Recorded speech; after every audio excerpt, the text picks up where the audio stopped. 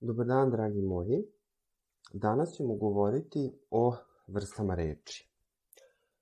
Vrste reči spadaju u jednu od najtežih kategorija u srpskom jeziku, odnosno nešto što je deci najteže da nauče. Probat ćemo da prođemo kroz kompletno gradivo vrsta reči, kroz nekoliko video materijala i pojasniti njihove podele, kako prepoznati određene vrste reči i tako dalje. Ono što bi prvo trebalo svi da znamo jeste da se vrste reči sve dele na promenljive i nepromenljive. U srpskom jeziku je to tako, dakle, postoje promenljive reči i nepromenljive, za razliku od nekih drugih jezika koji, na primjer, ne poznaju promenu određenih reči kroz padeže i tako dalje, pa oni ne prave takvu podelu, ali srpski jezik ima, jer imamo padeže, imamo promenu glagola po licima.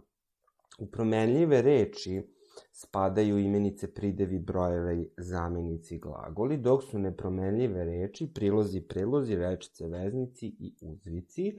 Ova podela je uslovna, s obzirom na to da se neki brojevi retko kada menjaju, neki nikada, kao što su brojevi od 5 naviše, a isto tako neki prilozi, kao što su prilozi za način, koji su nastali od opisnih prideva, mogu imati komparaciju, na primjer, brzo trčati, brzo, brže, najbrže i tako dalje, ali hajde da kažemo da to trenutno nije predmet našeg interesovanja. Zadržat ćemo se samo na onim osnovnim stvarima koje treba da znamo, a to je da postoje promenljive i nepromenljive vrste reči.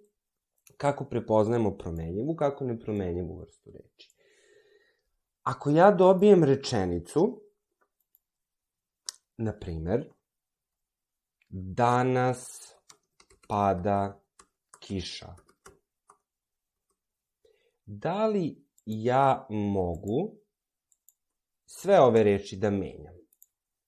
Kiša, kiše, kiši, kišama, o kišama i tako dalje. Dakle, to je promenljiva reč. Pada, padati, pade, padosmo, padaju su, padali i tako dalje. Dakle, promenljiva. Šta je sa rečju danas? Danas, danasa, danasu ne može biti, tako da je to nepromenljiva vrsta reči.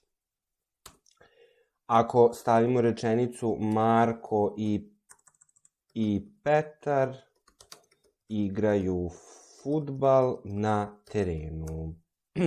Marko, Marka, Petar, dakle imenice znamo, menjaju se, igraju glagol, fudbal imenica, teren imenica. Šta je sa rečima i na? I, a, i, ne menja se po padežima, na ostaje uvek isto. Dakle, to su nepromenljive reči.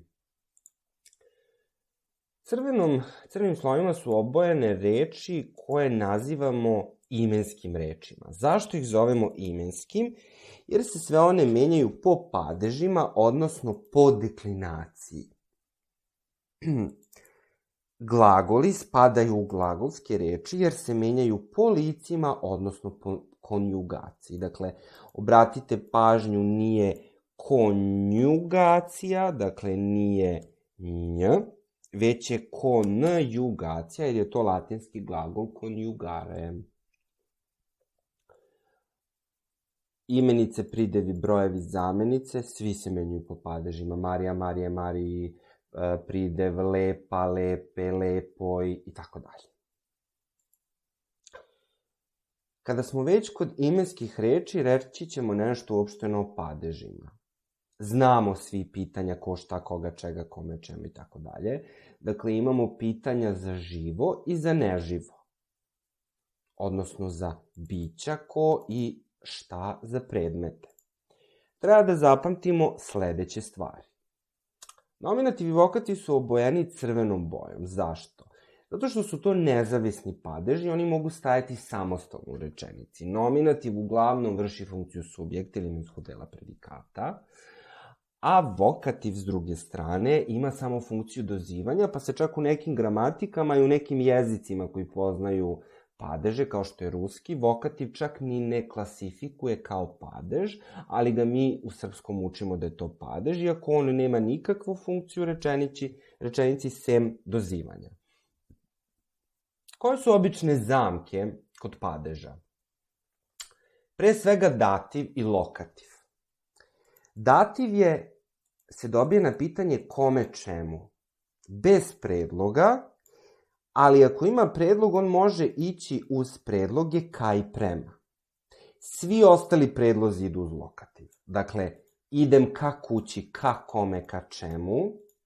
Vidim da je ka, znam da je dativ, ali ja sam u kući, to je lokativ, lokacija ili location.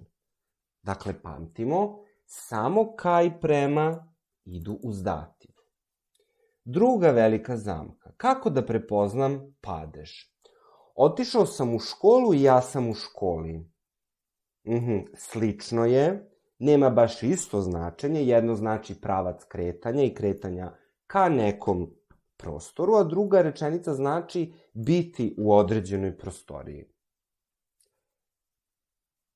Ja postavim pitanje uvek kada vidim rečenicu. Otišao sam u školu, u koga šta sam otišao? I ja sam u školi, u kome, u čemu sam?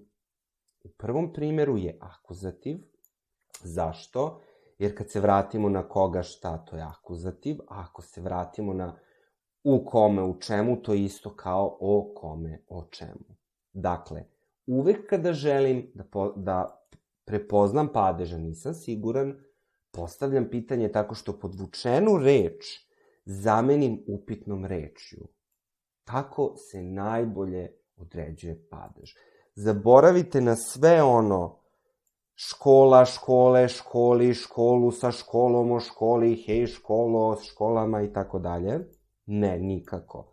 Samo iz konteksta preformulišite rečenicu, postavite pitanje upotrebivši zamenicu uz to i dobit ćete tačno koji je padež.